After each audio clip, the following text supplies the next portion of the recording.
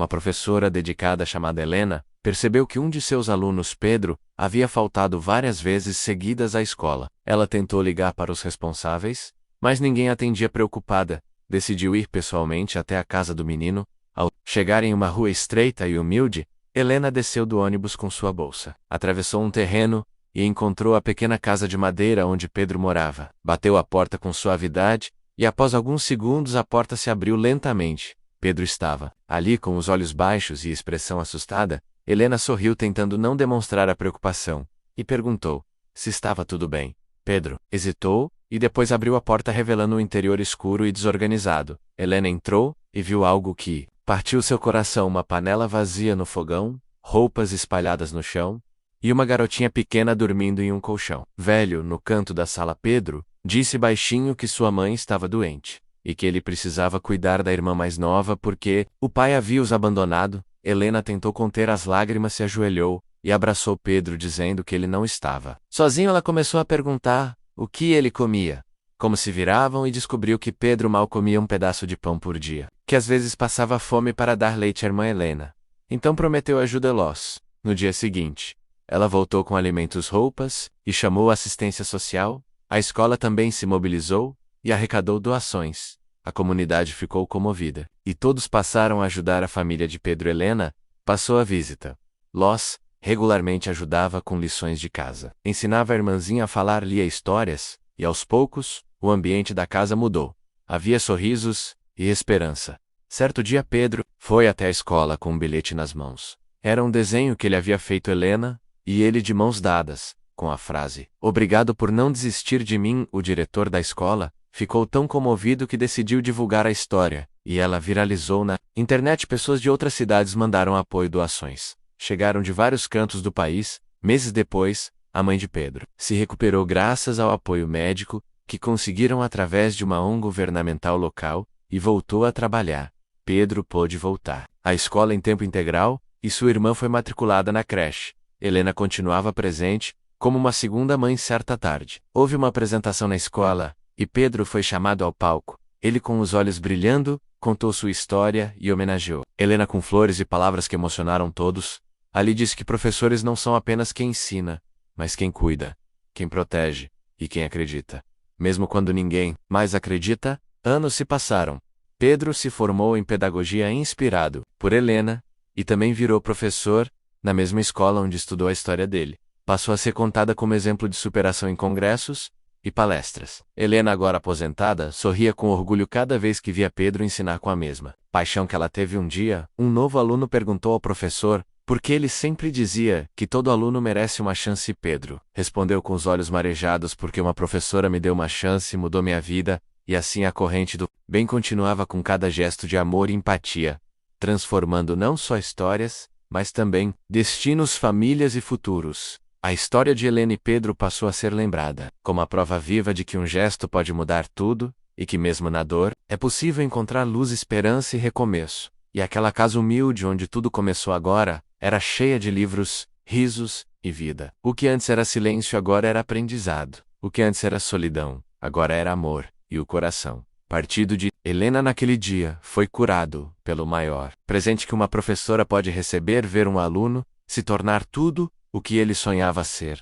Nos anos seguintes, Pedro se tornara não apenas um professor, mas também um líder na comunidade. Ele organizava feiras culturais, ajudava famílias carentes e levava oficinas para crianças em situação de vulnerabilidade.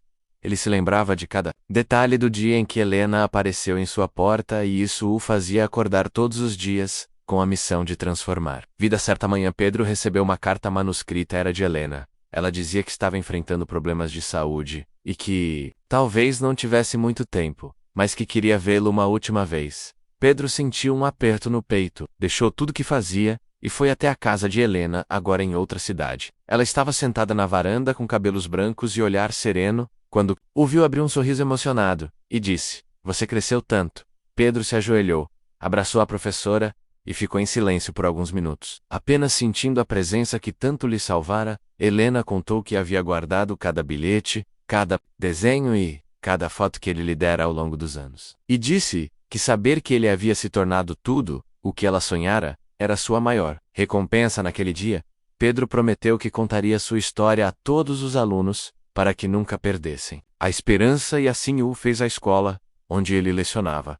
Passou a ter uma semana dedicada à solidariedade, batizada de Semana Helena, com arrecadações, visitas a abrigos e palestras sobre empatia e humanidade. A história dele e de Helena virou documentário, inspirou livros e motivou outros professores a visitarem alunos faltosos, a olharem além do comportamento e enxergarem o ser humano por trás das ausências. Um dia Pedro recebeu a notícia do falecimento de Helena. Ele chorou como uma criança, mas ao entrar na sala da escola, encontrou todos os alunos com flores nas mãos, e uma faixa dizia: "Obrigado, professora Helena, por ensinar o mundo a amar." Ele fez um discurso dizendo que Helena não havia partido, porque ela vivia em cada gesto de bondade que ele via nos olhos de seus alunos. Meses depois, ele fundou o Instituto Helena, uma organização que oferecia reforço escolar, alimentação e apoio psicológico a crianças em situação de risco. O instituto cresceu, ganhou apoio internacional e mudou a vida de milhares de famílias. Em um evento de premiação internacional, Pedro subiu ao palco, diante de uma plateia emocionada, e disse que tudo começou com uma batida na porta, uma professora e uma promessa. E naquele instante ele olhou para o céu e sorriu, sentindo que Helena estava ali, aplaudindo como sempre fizera com seus olhos cheios de orgulho. O instituto passou a ter filiais em outras cidades, e jovens, que antes viviam nas ruas, agora aprendiam a ler, escrever e sonhar. E entre esses jovens havia um menino chamado Lucas, que lembrava muito Pedro quando era criança, tímido, magro, e com olhos que escondiam histórias de dor. Pedro o acolheu, ensinou e acreditou nele. E anos depois, Lucas se formou em Direito e voltou ao instituto para trabalhar ao lado de Pedro, agora já mais velho. Juntos, eles criaram um programa que conectava professores a comunidades carentes para que nenhuma criança fosse esquecida e nenhuma história ficasse para trás. Numa dessas visitas, Lucas conheceu uma senhora muito pobre que morava sozinha e cuidava de 5 netos com dificuldades de saúde. Emocionado, ele trouxe a história ao instituto e, com a ajuda de voluntários, construíram uma casa nova para aquela família, forneceram tratamento médico e incluíram as crianças na escola. Todos os anos, o instituto promovia o Dia da Empatia, um grande evento com apresentações dos alunos, depoimentos e homenagens. E naquele ano, Pedro foi surpreendido ao ver Lucas e outros ex-alunos subirem ao palco com um presente, um livro chamado A Batida na Porta. Era a história dele e de Helena, contada por aqueles que haviam sido impactados por seu amor e dedicação. Pedro leu o livro com lágrimas, olhos, e prometeu continuar até o último dia de sua vida, levando adiante o legado de Helena e de todos os que um dia foram esquecidos, mas depois foram vistos, ouvidos e amados. E assim, entre livros, abraços e lições, a história que começou com dor seguiu inspirando gerações e provando que a educação é a ponte mais poderosa entre a dor e a esperança, entre o abandono e o recomeço, entre o silêncio e o amor. Porque quando uma professora bate à porta de um aluno, não é apenas o conhecimento que entra, é também a cura, a luz e a transformação que nenhum diploma pode medir e que nenhum tempo pode apagar. Anos se passaram, e o Instituto Helena se tornaram uma referência mundial em educação solidária, recebendo prêmios de governos, organizações internacionais e até reconhecimento da ONU. Mas Pedro jamais deixou de ir pessoalmente às comunidades, conversar com as crianças, ouvir suas histórias e lembrar a todos que a mudança começa com um olhar atento e um coração disposto. Certa vez ele conheceu uma menina chamada Isabela, que vivia com um avô em uma casa construída com tábuas e lonas no alto de um morro. Isabela não sabia ler e passava os dias cuidando do avô acamado. Pedro ficou tocado, prometeu voltar no dia seguinte, e assim o fez por semanas. Ensinou Isabela com paciência, trouxe livros, roupas e alimentos, e um dia, ela leu sua primeira frase em voz alta: "Eu posso ser o que eu quiser." Pedro chorou e a abraçou.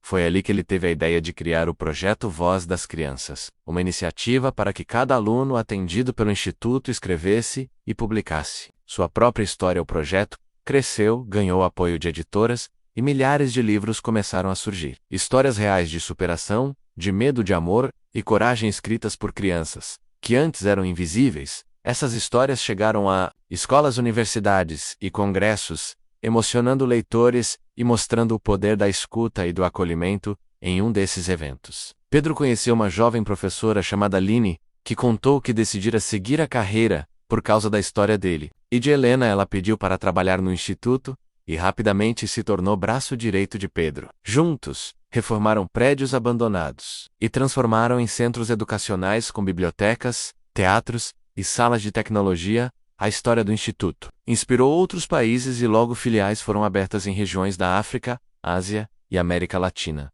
Pedro, agora com cabelos grisalhos, recebia cartas de crianças do mundo todo, agradecendo por ter criado um lugar onde elas eram vistas amadas e valorizadas. Numa dessas cartas, uma menina, do interior da Colômbia, escreveu que havia sido vítima de guerra e que encontrou paz ao escrever sua história no projeto Voz das Crianças.